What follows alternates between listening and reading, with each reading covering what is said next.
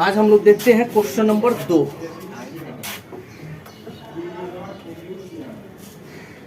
Question number जो 2 है, बहुत लोग को कंफ्यूजन हो जाएगा, लेकिन हम ऐसे तरीका से बताएंगे कंफ्यूजन नाम का चीजें नहीं रहेगा। पहले समझ लो ये कह क्या रहा है। दर्शाइए कि कोई भी धनात्मक विषम पूर्णांक 6q + 1 या 6q + 3 या 6q + 5 के रूप का होता है। यानी कहने का मतलब तुम इसमें 1 रखो चाहे 2 रखो, ये जब भी आएगा तो कैसी संख्या आएगा? विषम संख्या। विषम संख्या को इंग्लिश में बोलते हैं ऑड नंबर। समझ में आ रहा है? यानी कहने का मतलब आप अगर इस रूप में लिखिए, चाहे इस रूप में लिखिए, चाहे इस रूप में लिखिए, ये जब भी होगा विषम संख्या होगा। जैसे देख लो, 1 रखो, क्यू के जगह पर 1 रखे तो 6 एकम 6 और 1 कौन सी संख्या है? 7 विषम। 2 भी रख लो, 6 दूनी 12, 12 में 1 जोड़ोगे कौन सी संख्या है? बेसिक मैथ में बताया ना, सम विषम।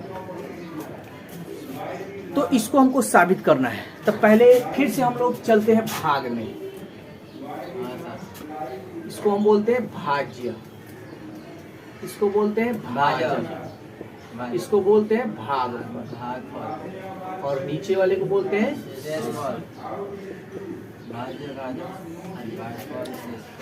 ठीक है ना। तो एक फॉर्मूला तुम आगे जब पढ़ोगे ना, तो एक फॉर्मूला आ जाता है A बराबर BQ + R। A बराबर BQ + R। ये है क्या क्या ये समझते हैं। R जो है ना, ये तुम्हारा शेषफल, ठीक है। R को हम किससे सूचित करते हैं? शेषफल से। भागफल, भागफल को ये जो Q है ना, ये तुम्हारा भागफल, ठीक है। ये जो B है, ठीक है। तो अब देखो यहाँ पे A बराबर BQ + R तो हम लिख दिए। वैसे तो होता है PX QX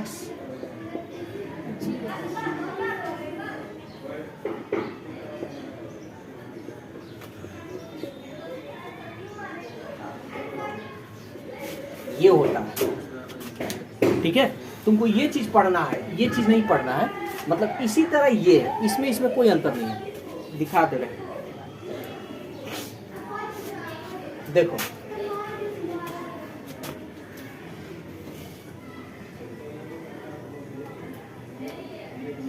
अच्छा, पहले इसको हम समझा देते हैं, ठीक है ना। Yes sir. इतना हो गया ना, ये वाला चीज तो इतना हो गया। R को याद रखना शेषफल, और Q को याद रखना भागफल। इतना तो याद रहेगा, कोई तो दिक्कत नहीं।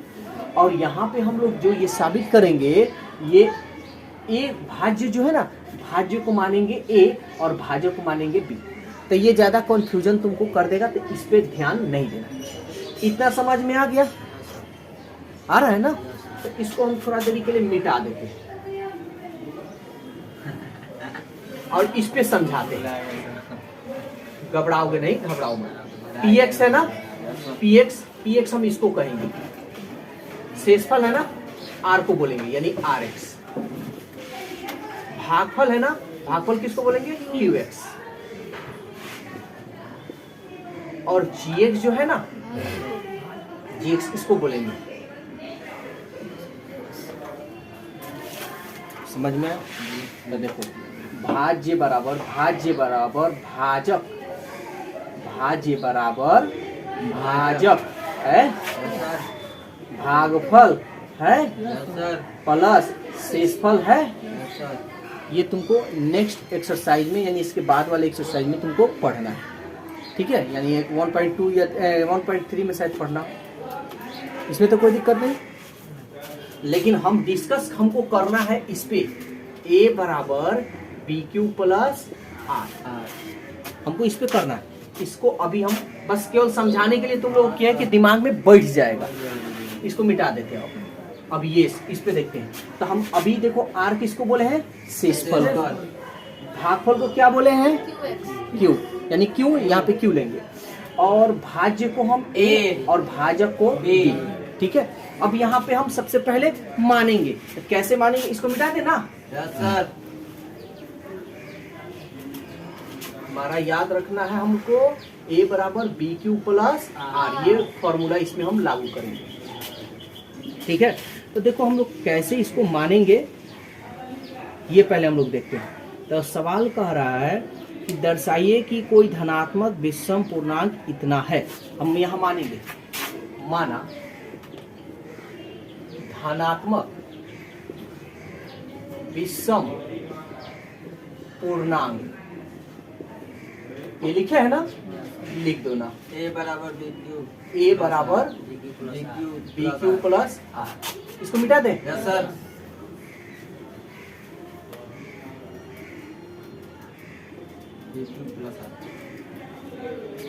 कोई दिक्कत? अब तुमको यहाँ बतलाना है कौन क्या क्या है। तो बी है ना, यस सर। इसमें देखो क्या दिख रहा है? 6। अब हम यहाँ क्या करेंगे? अब लिखेंगे जहां यहाँ पे क्या दिख रहा है? 6। तो बी को क्या मानेंगे? कंफ्यूजन? अगर 8 रहता तो 8। कोई दिक्कत? ठीक। और आर पहले लिख लेते हैं, ठीक है ना। तो याद रखना शेषफल जब भी होगा तुम्हारा, शेषफल, अरे चलो इस पे हम करिए कर दिखा दे रहे हैं, ठीक है ना, ध्यान से समझना। 6 एकम 8 में 6 हो गया 3 6 3, देखो 6 से बड़ा है ना, जब तक बड़ा होगा तब तक शेषफल नहीं छोड़ सकते। 6 से कम होगा तबे ना छोड़ेंगे जी, क्योंकि जीवे नहीं करेगा। 36 13 में से 8 गया 5। 6, अभी भी तो ज्यादा है। देखो अगर ये मान लो ये नहीं रहता तो क्या ले जाते? नहीं ना जाता। इसका मतलब क्या हो गया कि 6 से कम रहेगा तब भी वो शेषफल होगा। बात समझ में आ रहा है? अगर मान लो अगर यहाँ 6 हो जाता, सपोज दैट, तो कटेगा ना। 6 एकम 6, क्या शेषफल बच रहा है? समझ में आ रहा है बात? यानी कहने का मतलब सीधी बात है कि यहाँ क्या है? 6 है, तो शेषफल तुम्हारा तब भी बचेगा जब 6 से कम होगा। बात समझ में आ रहा है? कोई डाउट है किसी को? डाउट नहीं ना है? यहाँ अगर 7 होता तो शेषफल कब बच जाता? जब 7 से कम होता। जैसे 6 तो जाएगा नहीं तो हम छोड़ देते, 5 जाएगा नहीं छोड़ देते, 4 जाएगा नहीं छोड़ देते, 3 जाएगा नहीं छोड़ देते। और जैसे 7 होता तब तो जाएगा ना, कटा दे। 8 भी होता तो जाएगा ना, कटा दे। अब कोई डाउट है? क्लियर? तो अब हम यहाँ लिखेंगे। अब लिखने का तरीका यहाँ समझना। 0 less than equal R. R का जो मान होगा या तो 0 होगा, 0 शेषफल हो सकता है ना, अरे कटेगा तो 0 बच रहा है ना, या तो 0 या तो 0 से बड़ा। कहाँ तक? 6 से छोटा तक। 6 से कम होगा तब ना।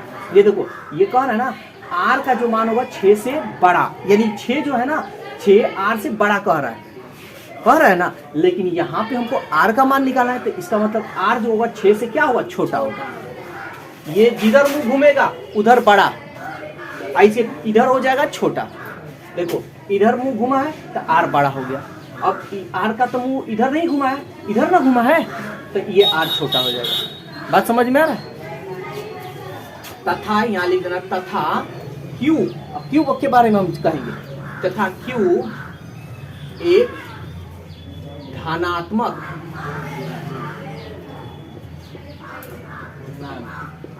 पूर्णांक है। कोई दिक्कत तो नहीं? तब हम यहाँ लिखेंगे ए का मान तुम्हारा बी के जगह पर क्या लिखेंगे? 6q plus are. लेकिन अब आर का मान कहाँ तक होगा? चूंकि आर का मान कहाँ तक होगा? आर का जो मान होगा 0 के बराबर या 0 से बड़ा, या तो 0 या तो 0 से बड़ा। 1 2 3 4 5 6 तो होगा नहीं, क्योंकि आर का जो मान होगा 6 से कम होना चाहिए। तो कम कहाँ है? समझ में आया? अब हम यहाँ लिखेंगे चूंकि ए है ना, ए बराबर हम क्या लिखेंगे, बी के जगह ये है ना Yes, sir. 6Q, आर के जगह पर क्या रखेंगे, R. 0, जीरो पहले 0 रखेंगे, 0 यहाँ लिख देना, जब R इक्वल टू 0 रखने पर, तो ये हो गया 6Q। फिर अब यहाँ पे या ऊपर लिख देना, जब R का मान क्या हो, 1 वन रखने पर, तो रखते हैं ए, 6Q, R के जगह पर क्या रखेंगे, 1। एक फिर जब R इक्वल टू क्या रखेंगे, इधर है जी 2, किसी को दिक्कत थोड़ा मोड़ा, ए, तो यहाँ 6Q, R के जगह पर क्या रखेंगे, 2 ना रखेगा, अभी 2 रखें, कोई दिक्कत यहाँ तक। फिर उसी तरह हम लोग आगे करेंगे, कहाँ तक, 5 तक। इसको मिटा दें, हाँ सर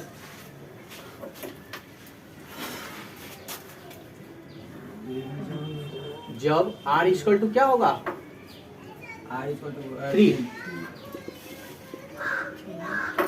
रखने पर, तो ए का मान क्या होगा, देखो तो 6Q, R के जगह पर 3 रखे हैं, जब R इक्वल टू 4 रखने पर,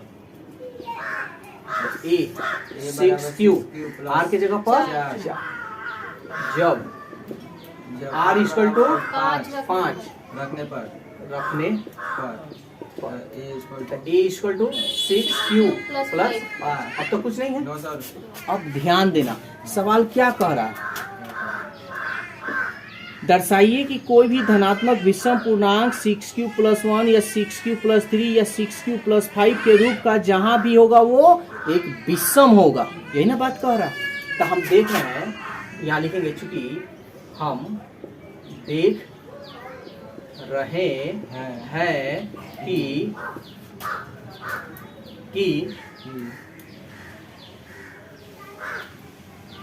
ये देखो, यहाँ देख रहे हैं कि पूर्णांक ए में, यानी पूर्णांक यही ना माने हैं, धनात्मक पूर्णांक यही ना माने हैं, माने है ना, हाँ सर पूर्णांक ए में, अब हम जो साबित करना है वही देखेंगे। पूर्णांक ए में ये ना लाना है, 6Q प्लस 1, 6Q प्लस 1 या 6Q प्लस 3 या 6Q प्लस 5, एक क्या है, विषम विषम संख्या है पूर्णांक या संख्या, या संख्या पूर्णांक, इसमें तुम कुछ भी रखोगे 20 में आएगा, समझ में आया? यही ना साबित करना था, तुम यहाँ पे लिख सकते हो प्रूव मतलब साबित हुआ, प्रूफ। और इसके आगे भी इसके बारे में, वैसे हमको तो यही साबित करना है, तो ये हो गया काफी। अब इसके बारे में भी तुम चाहो तो लिख सकते हो, 6Q या 6Q प्लस 2 या 6Q प्लस 4, इसमें कुछ भी रखोगे तो ये सम संख्या के रूप में आएगा, हाँ समझ में आ रहा है? जैसे देख लो, एक रखो तो 6 एकम 6 कौन सी संख्या, सॉरी सम संख्या है ना, 2 रखो, 6 दूनी 12 कौन सी संख्या, संख्या आ रहा है सब हाँ, सम, इसमें भी रख लो, 1 रखो, 6 एकम 6 और 2 8 कौन सी संख्या, 2 रखो, 6 दूनी 12 2 14 कौन सी संख्या, संख्या। समझ में आ रहा है? ये Yes, डाउट sir. में नहीं ना हो सब, नो सर तो देख रहे हो सारा चीज रखने पर ये सम संख्या और विषम संख्या, लेकिन हमको जिक्र करना है विषम संख्या, इसीलिए हम ये चीज लिए हैं और देख रहे हैं कि इसमें कुछ भी रखेंगे तो किस रूप में आएगा, विषम संख्या। कोई डाउट है?